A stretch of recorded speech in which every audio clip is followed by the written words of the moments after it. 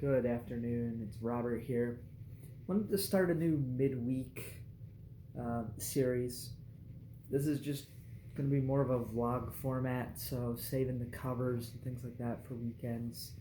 Um, this came after going to the open mic last night, and something that I've been thinking about for quite a while after, becoming a regular at one of the open mics in Boulder that I frequent. And that's, how do you get the most out of an open mic experience? So you've been playing your instrument for a while, maybe you're songwriting, maybe you're just doing covers, maybe you want to try out a new thing. So you go to openmics.org, or you search on Facebook, or you ask around and you find an open mic, or you find a couple of them. So the first tip is they're all different. So you've got to just visit different ones and see which one speaks to you. So for me, this is the experience I have every Monday and why I love going to this one. First thing, get there early. You can network. You can network with the other musicians that are showing up. You can meet the host. You can get to know the bartender, the doorman, anyone else that's showing up. You have time to make a roll call and get some of your buddies and friends out to come see you and support you. So get there early. While you're there, ask questions. If this is your first time, figure out how it works. Is it a lottery system to get a spot, or is it first come first serve to sign up for a time slot? Or is it one that you need to text or email in advance to figure out when you're going to play? So if it is that last one, you might not get to play the first time you show up unless you somehow knew that ahead of time. If it's first come first serve, again, be early. It's better to be early and have your choice of the list than to be running in at 10 minutes till the music starts with your gear, your instrument, your music, hoping you get a spot because you have something else coming up that you really need to workshop something, only to find out that it's completely full, or the only spot left is right after the professional that's been recording albums for years. So be there early. This is also a great time to ask questions of the other musicians. What style of music do you play? What instrument is that? As an ukulele player and a cello player, a lot of times I come in and they're like, what is that? Is that a uke? But you play uke and cello? They're very different,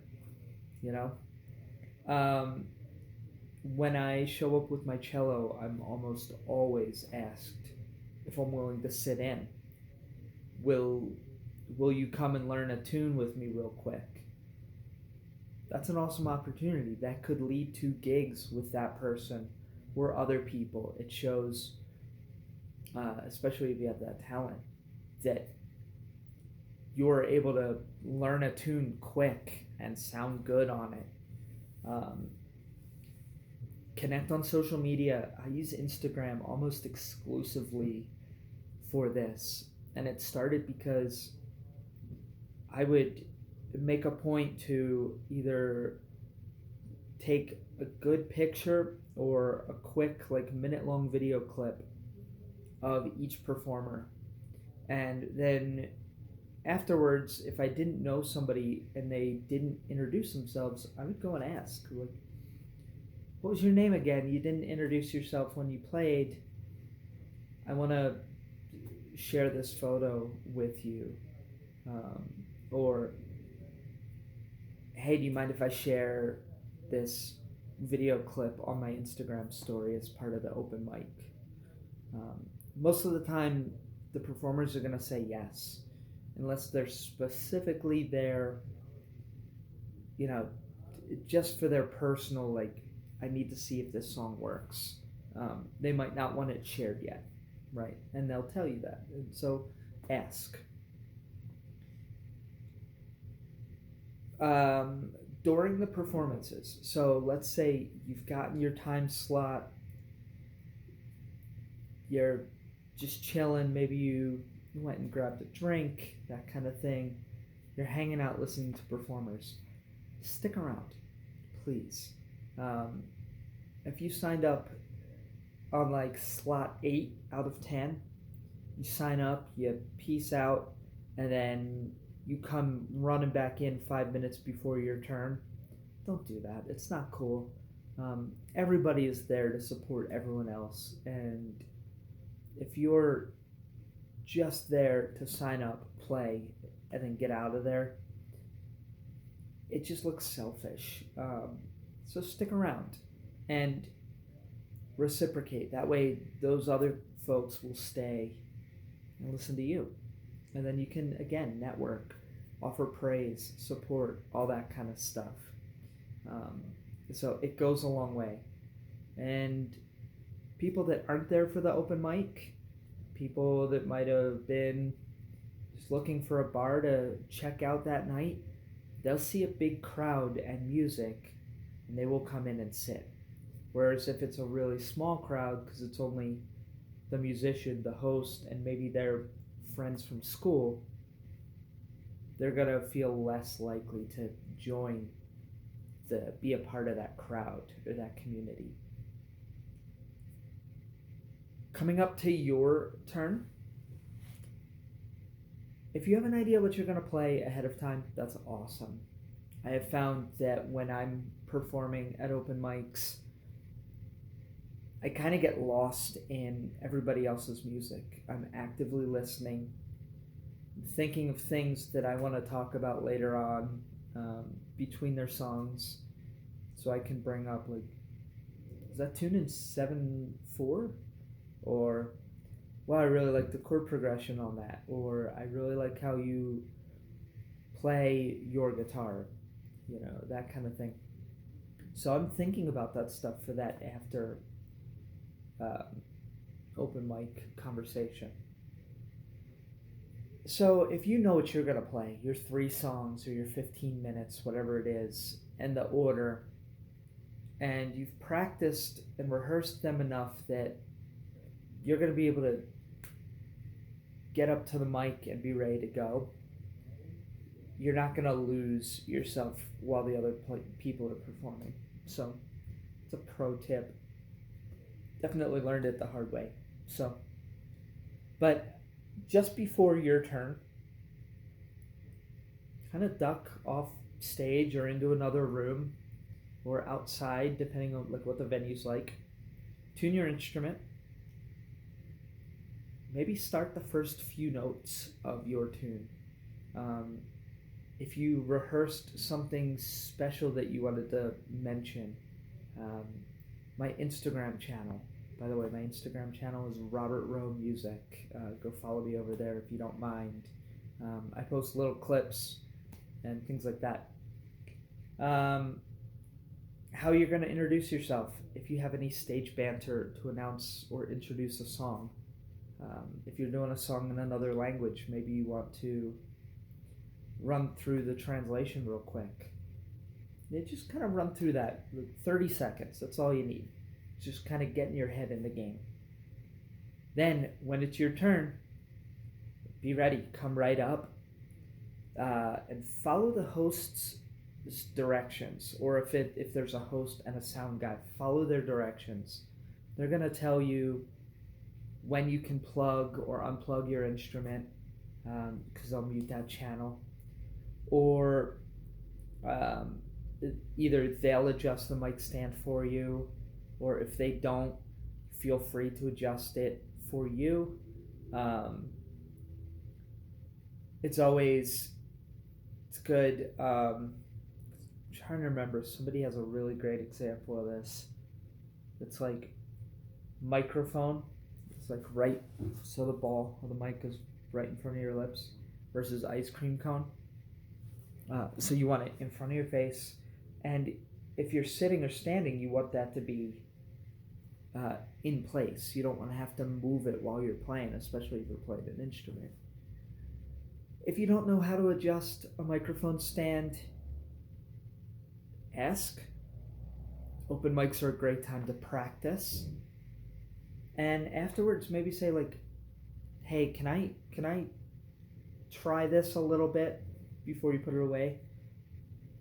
They know that if you learn that skill, next time it's going to be better. And that's what open mics are for. They're networking and for you to improve. Have fun. Definitely deep breaths. Have fun with your set. Everybody makes mistakes, no matter how professional or expert level they are. In the open mic community, you might notice mistakes more often, and that's fine. Everybody makes mistakes. Keep going.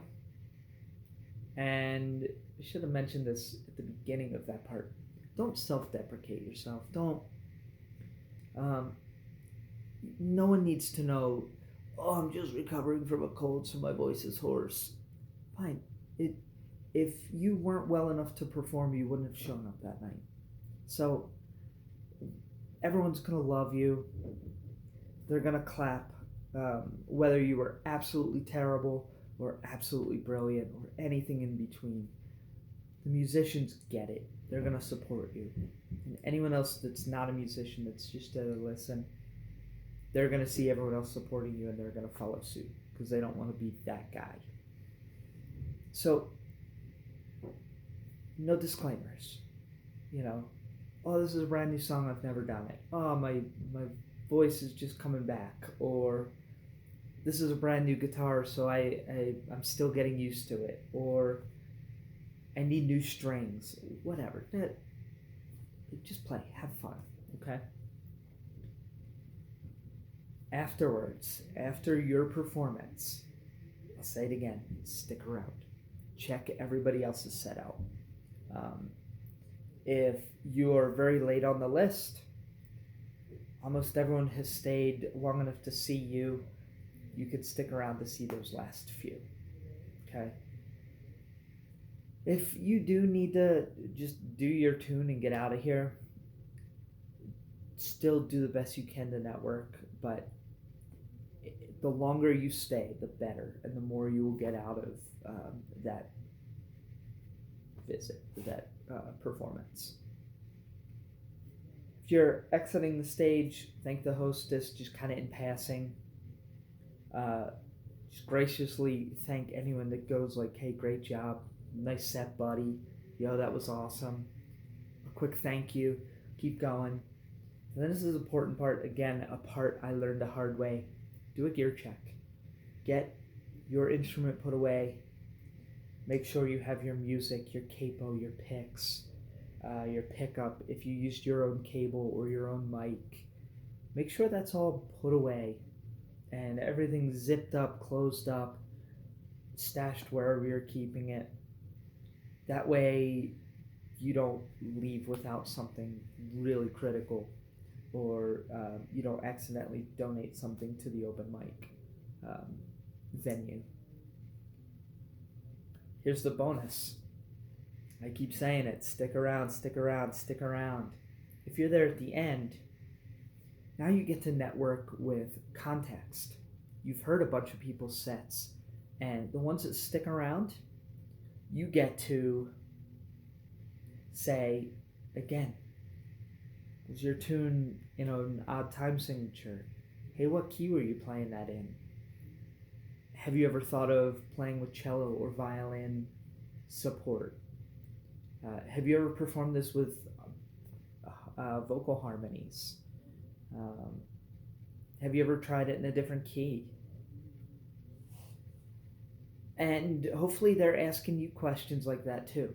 Where's your next gig? Where are you playing next? Are you at this open mic all the time, or is this a new one for you? You also get to network with the host or the sound guy, or if they're the same person. Now they're off the clock. They've put their gear away, like locked the closet or gotten it all out to their van, whatever. And now they're done. Now they can grab a beer, sit and relax. They're done working. So you can say, how did you get into hosting open mics? Where are you playing next? Have you ever played a set at the beginning or the end of your open mic? What kind of gear do you use? How did you learn this stuff? You develop a rapport with the host, and that one off time where you're racing to get a spot, they may do you a favor. Or they may say, like, yeah, I was going to play 2 songs at the beginning, but since you've been here regularly for a while, let's each do 1 song. I'll let you open it up, I'll do the next song, and then we'll go from there. So definitely network with those guys. Same thing, tip your bartender, get to know the doorman. I'm at the point now where the doorman knows me, like I'm not grabbing my ID anymore. He knows who I am, he knows I'm of age, he knows I'm not a troublemaker most of the time. And those are the guys, like if the bartender or the doorman comes and peeks in and checks out your set, that could end up being a paid gig at that venue. The right person sees it and you're golden, right? So those are my tips for getting the most out of an open mic. Let me know what you think. Leave comments down below. What's your open mic experiences? Good, bad, ugly? Tips, tricks that maybe I missed. If you're in the Boulder, Denver metro area, where's your favorite open mic? I will leave a link to mine, the Facebook event, down below, my favorite. And if you're in the area, stop on out, say hi. So again, my name is Robert Rowe. Please like, comment, subscribe to the channel. I'm going to try to do these more like Wednesdays, with the covers being covers and originals and that kind of tutorials, all that, still over the weekend. So thanks again. We'll see you next time.